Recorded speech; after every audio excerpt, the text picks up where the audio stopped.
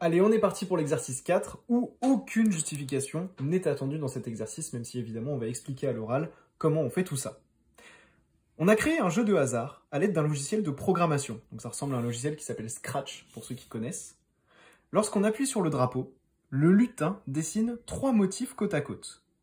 Chaque motif est dessiné aléatoirement, soit c'est une croix, soit c'est un rectangle. Le joueur gagne si l'affichage obtenu comporte 3 motifs identiques. Au lancement du programme, le lutin est orienté horizontalement vers la droite. Et donc ici, on a les différents programmes informatiques qu'on a donc dans notre logiciel de programmation. Donc tu l'as bien compris, un gros enjeu de cet exercice 4, c'est de bien comprendre les programmes pour répondre après super rapidement aux questions. Donc quand tu as un exercice comme ça le jour du brevet, prends vraiment le temps de bien comprendre ce qu'on te dit, de bien comprendre ce qu'il y a écrit, parce que vraiment c'est la base ensuite pour pouvoir répondre facilement aux questions qui te sont posées. Donc on a le programme principal. Quand le drapeau est cliqué, déjà on efface tout, on va à une position définie ici en X et Y, et on répète 3 fois. Si le nombre est aléatoire entre 1 et 2, il est 1, alors on va faire une croix. Sinon, si c'est pas ça, alors on va faire un rectangle.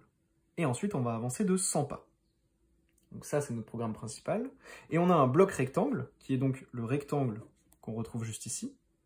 On définit un rectangle comme stylo en position d'écriture, donc prêt à écrire, et on va répéter 2 fois avancer de 60 pas, tourner de 90 degrés, avancer de 80 pas, tourner donc vers la gauche de 90 degrés, relever le stylo, et du coup, c'est terminé.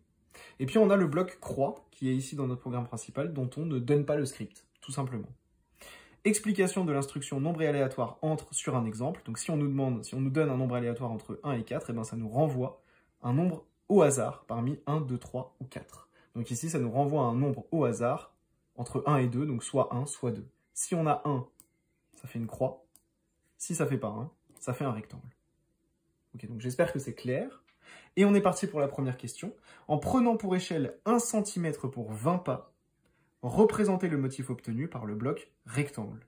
Donc ici, on s'intéresse au bloc rectangle et on nous demande de représenter, en prenant pour échelle 1 cm pour 20 pas, le motif obtenu par ce bloc-là. Je te laisse y réfléchir.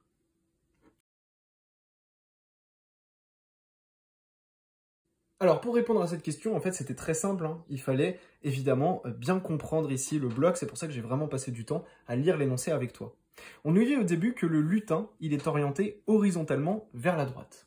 Donc ça veut dire qu'au début, dans notre question 1 ici, quand il va commencer à faire son bloc rectangle, eh bien le lutin, il va être positionné ici, et il va partir horizontalement vers la droite. Donc il va partir comme ça. Maintenant, ce qui nous intéresse, c'est de savoir ce que ça va donner comme motif pour notre rectangle. Donc on sait qu'il part horizontalement vers la droite, et qu'il va avancer de 60 pas. Donc ici, l'énoncé nous demande de prendre une règle. Ici, avec mon cahier, c'est très simple, puisque un carreau, ça fait 0,5 cm. Et donc on sait qu'en partant horizontalement vers la droite, déjà, il va commencer par avancer de 60 pas. Donc 60 pas, si on fait 1 cm pour 20 pas, du coup, ça fait 3 cm. Donc sur mon cahier, ça fait 6 carreaux. Donc le lutin, il part vers la droite, et il va faire, comme ceci, 3 cm. Donc on peut même l'écrire, Il avance de 3 cm, puisqu'il fait 60 pas. Donc on sait que 20 pas, c'est 1 cm. Et puis ensuite, qu'est-ce qu'il fait? Il va tourner vers la gauche, et il va tourner de 90 degrés, puis avancer de 80 pas. Donc ce qui va se passer, c'est que notre lutin, qui va horizontalement vers la droite, il va tourner de 90 degrés vers la gauche, comme ceci, et il va avancer de 80 pas. 80 pas, ça correspondra à 4 cm d'après notre échelle. Donc 8 carreaux sur mon cahier. 1, 2, 3, 4, 5, 6, 7, 8. Donc le lutin, il va arriver ici. Reprenons notre programme. Donc j'ai mis un petit trait pour savoir où on en était. On est ici. Le lutin ici, il tourne à gauche de 90 degrés. Donc cette fois-ci, il est comme ça et il tourne à gauche de 90 degrés. Donc il va se retourner comme ça. Et on voit que, il va remonter pour répéter cette boucle 2 fois. Donc il tourne à gauche et il avance de 60 pas. Donc mon lutin, il se retrouve ici et il avance de 60 pas. Donc on se retrouve avec 3 cm, donc 6 carreaux, jusqu'ici. Et une fois qu'il est ici, mon lutin, il se retrouve comme ça. Et d'après mon programme, il tourne à gauche de 90 degrés. Et à nouveau, il avance de 80 pas. Donc il tourne à gauche de 90 degrés. Et il avance de 80 pas, donc 4 cm. Et voilà, on a répété 2 fois la boucle. Donc on a fait ça. Il tourne encore une fois de 90 degrés. Donc il était comme ça vers le bas. Il va tourner ici de 90 degrés, mais il ne fait plus rien, puisqu'on a répété 2 fois la boucle et qu'il n'y a plus rien à faire. Et donc ensuite, il relève le stylo. Donc hop, on relève le stylo. Et on voit du coup qu'on a tout simplement un rectangle. Hein. Et c'est pour ça que le programme s'appelle, que le bloc ici s'appelle rectangle, puisque notre lutin ici va dessiner un rectangle.